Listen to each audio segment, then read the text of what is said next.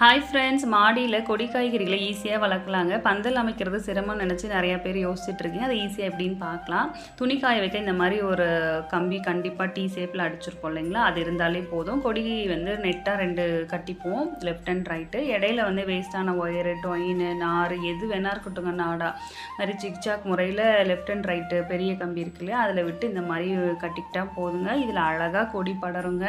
இப்படி தான் நாங்கள் ரொம்ப வருஷமாகவே பண்ணிகிட்ருக்குறோம். ஹைட்டு ரொம்ப கம்மியாக தாங்க இருக்கும்.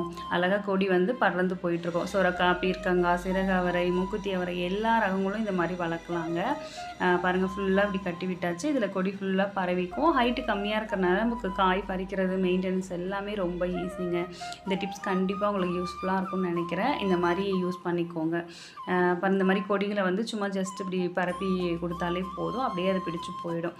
தேங்க்ஸ் ஃபார் வாட்சிங். நான் வானவி கார்டனை சப்ஸ்கிரைப் பண்ணுங்கள். பாய்.